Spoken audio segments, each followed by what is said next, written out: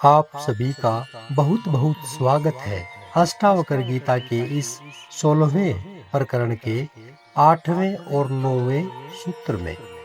आज हम जानेंगे कि अष्टावक्र कैसे सीधा दुख का मूल पकड़ते हैं और कहते हैं न राग में सुख है न द्वेष में मुक्ति। तो जो 8वां सूत्र है वह क्या कह रहा है?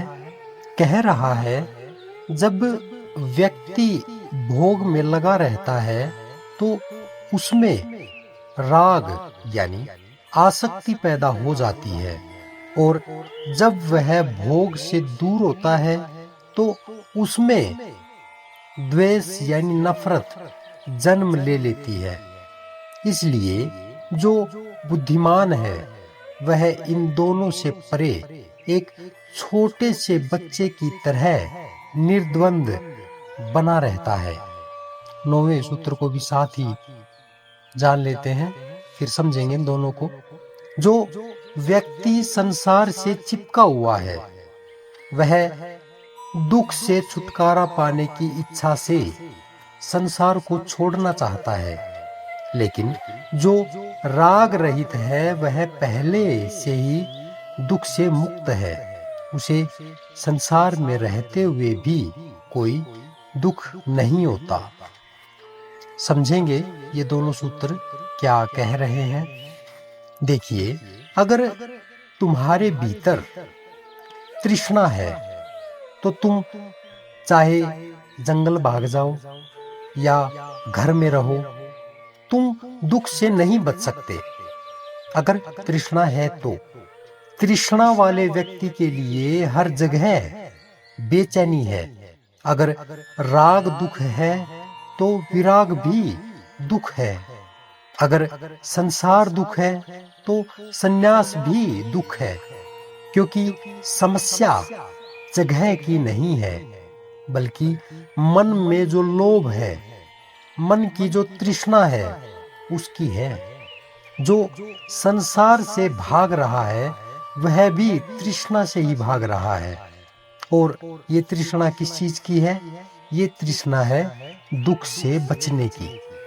इसलिए दुख से मुक्ति पाने के लिए न राग चाहिए न विराग चाहिए। क्या चाहिए? केवल वितरागता। वितरागता माने क्या? वित माने छोड़ना, राग माने आसक्ति, यानी आसक्ति को दूर कर देना, छोड़ देना।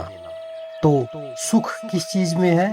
कि किसी प्रकार की कोई आसक्ति ना रहे, भीतर पूरा का पूरा मन अनासक्त हो जाए।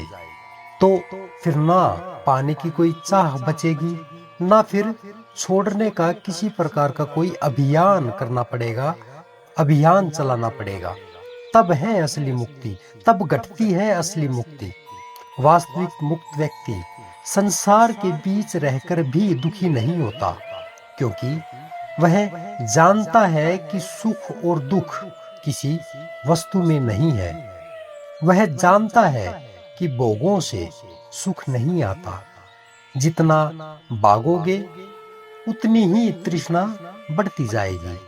जैसे आग में घी डालने पर आग और भड़कती है, वैसे ही इच्छाओं को पूरा करने से इच्छाएं खत्म नहीं होती।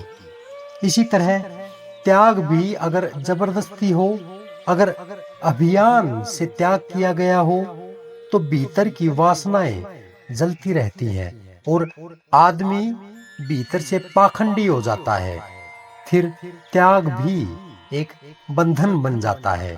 इसलिए अष्टावक्र जी कह रहे हैं कि जो भीतर से निर्दोष है, निर्द्वंद है, वही मुक्त है।